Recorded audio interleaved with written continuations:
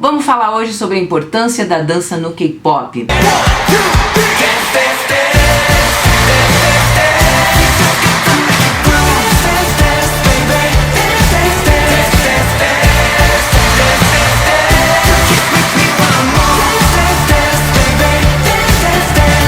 Lembrando que ninguém aqui está batendo martelo sobre nada, lembrando que ninguém aqui está afirmando verdades absolutas. A gente está discutindo, estamos conversando e eu quero muito saber a sua opinião a respeito desse assunto, inclusive. É só uma reflexão, né? São só algumas impressões a respeito do assunto, porque a gente adora ficar batendo papo a respeito disso. Gente, eu lembro, quando eu gostava de música norte-americana e europeia e brasileira, eu não dava a mínima pra coreografia. A mínima. Eu achava o que estava acontecendo no palco muito legal, mas não prestava muita atenção em coreografia, se era legal, se não era. E se tem uma coisa que o K-pop mudou em mim, cara, foi isso. O K-pop é um grande espetáculo, não é mesmo? E a gente pode afirmar que, cara, a dança é um dos aspectos que tornam a experiência dos fãs de K-pop, num debut ou num comeback, algo assim tão sensacional. Bombaya.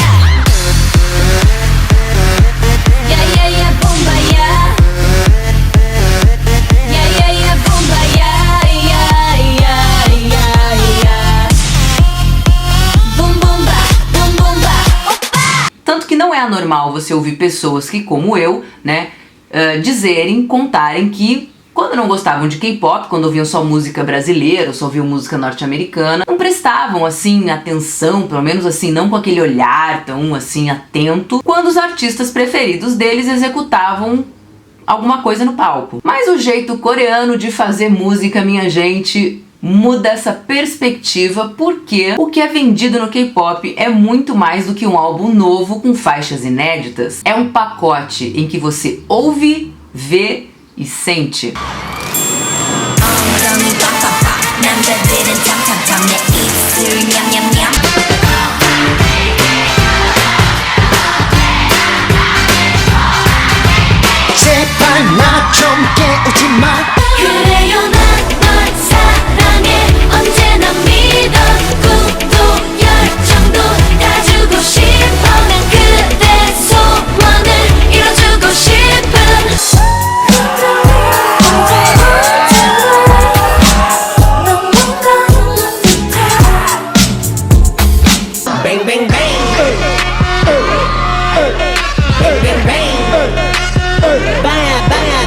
Por isso, uma das coisas que geram mais expectativa, né, quando as pessoas estão aguardando por um comeback ou por um debut, é saber como que vai ser a coreografia. E isso é tão forte no K-pop que quando os singles são baladas e aí, portanto, não tem dança, a produção ela é mais carregada em outras coisas, né, como os cenários das lives, por exemplo, para manter a atenção dos fãs de K-pop.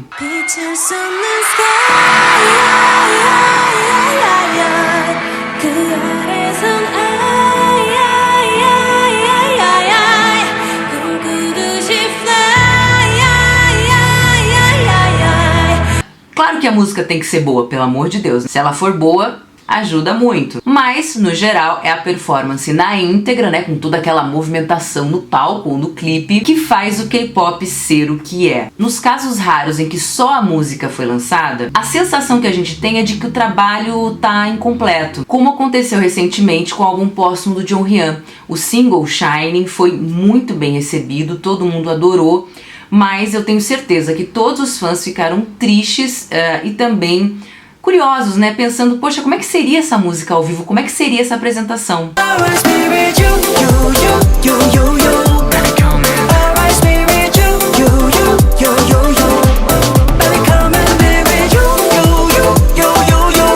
Talvez seja por isso, né, por ser esse pacote completo, com vocal, dança e visual, é que os fãs de K-pop consigam acompanhar os comebacks sem se cansarem, né? Já que a gente sabe que o processo de um comeback é um pouco repetitivo, porque num comeback a gente vai ver aquele grupo, né, ou aquele solista apresentar a mesma performance inúmeras vezes em vários programas, em várias emissoras de TV diferentes e também premiações até a exaustão. E muito pouca coisa muda de uma apresentação para outra. Ainda assim, cara, a gente espera cada uma delas. A gente quer ver tudo e de novo e de novo.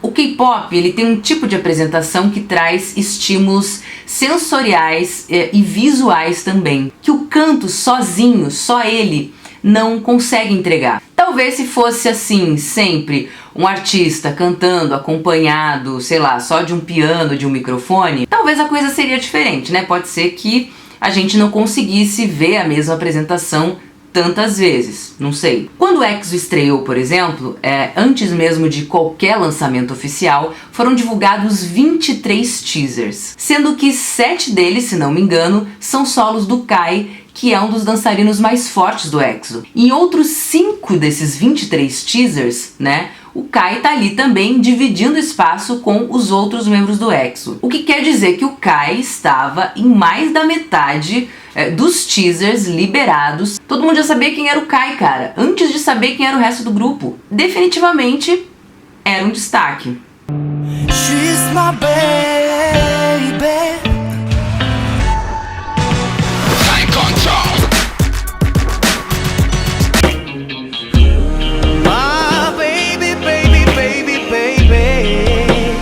Outro exemplo que a gente pode citar é o BTS, né? Que é um grupo que virou um hit, não porque tem vozes que juntas funcionam como um coral, ou sei lá, mas em partes é porque os 7 membros conseguem entregar performances que são marcantes, são performances que têm carisma e têm uma sincronia perfeita na dança.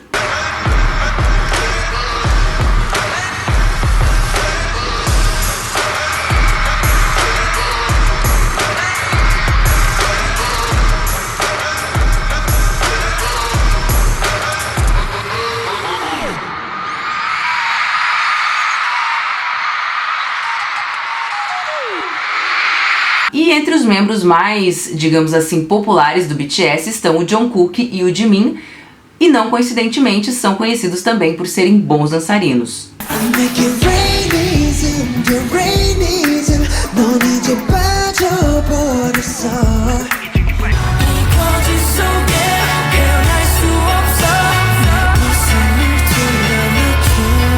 Claro que há muitos fatores contribuindo para a popularidade de um membro, como humor, inteligência, beleza. Mas se a gente pensar só em performance, normalmente os idols que se destacam são os que se saem melhor dançando do que dando high notes. O que ajudaria a explicar o motivo de o Taemin do SHINee ter recebido mais atenção do que o Wonil, por exemplo, que é considerado uma das vozes mais bonitas do K-pop. Da mesma forma, acho que dá pra gente citar o Daniel e o Wong, né, do grupo 101, que são 2 dos favoritos do grupo e muito conhecidos pelas habilidades como dançarinos.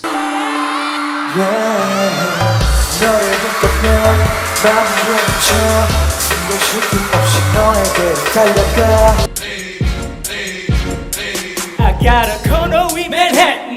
Baby girl, what's happening? You and your amazing body. So go and get to clapping. So pop it for big pop. Eles me parecem estarem mais em alta do que o companheiro deles de grupo, que é o Jae-won, que é um bom cantor, porém não é assim exatamente uma referência na dança. A gente pode entender essa dinâmica partindo de alguns aspectos, né? Quer dizer, os dançarinos mais competentes, eles não são vitais numa performance só porque a coreografia é uma parte muito importante dos lançamentos no K-pop, mas também porque a dança possui sensualidade. E se há uma verdade universal na indústria, minha gente, no mundo inteiro, é que sensualidade vende, e vende muito. Basta olhar hits, né, recentes no K-pop, como Gashina, da Sunmi,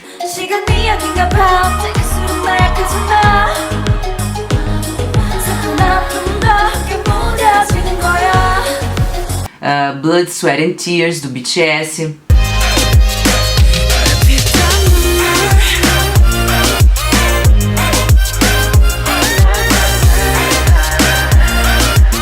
sem esquecer clássicos do K-pop, né, como Touch My Body, do Sister,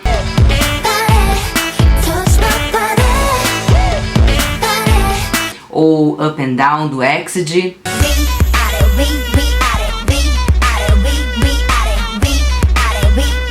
Enquanto Chips and D, né, que é aquele grupo 10 centímetros, cantando uma música romântica, claro que vai ter o seu público, mas dificilmente vai ter a força de um hit. Help, somebody help, somebody help, somebody help me, please. Outra explicação para a dança ser tão importante no K-pop, eu acho que está no poder das coreografias em valorizar um trabalho em um meio saturado como é o da música. Uma dança que é assim cativante pode fazer com que as pessoas retenham melhor um bom single, como aconteceu com o Move do Taemin. Os passos minimalistas e muito intensos de Move, cara, viralizaram nas redes sociais, o que deu mais força ainda para essa música do comeback do Taemin.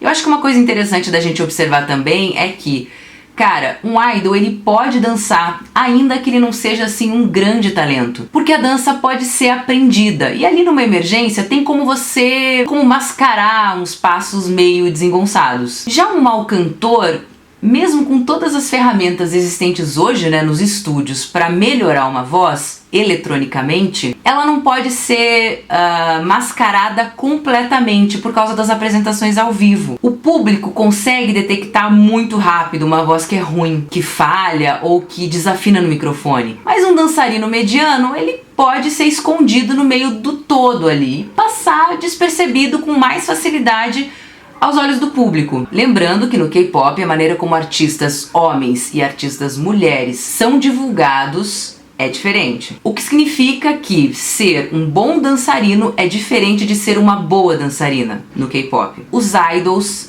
masculinos, né, ao serem avaliados no palco, eles são cobrados por suas habilidades. Já as idols, ao serem convidadas, né, para se apresentar, estão vendendo outra coisa. Estão vendendo feminilidade e sensualidade. É o quão desejadas elas são pelo público masculino, né, e admiradas pelo público feminino, que as torna populares. O que não quer dizer que elas não tenham talento, né, mas sim que o mercado olha para elas de um outro modo, muitas vezes ingrato.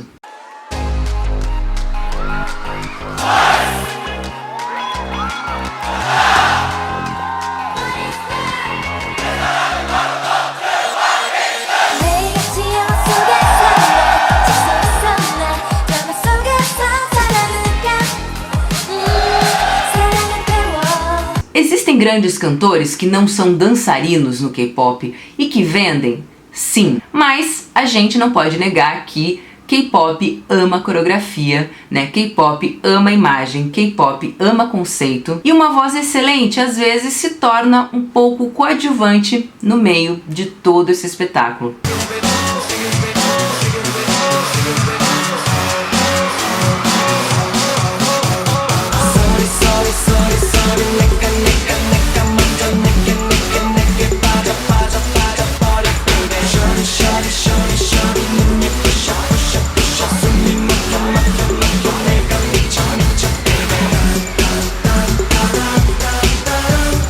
Mais coisa pra falar sobre dança no K-pop, inclusive vou fazer mais vídeos a respeito disso, claro que sim! E eu queria muito agradecer o Bruno Hargest, que me ajudou muito com esse vídeo. O Bruno me passou várias informações legais, então assim, Bruno, muito obrigada!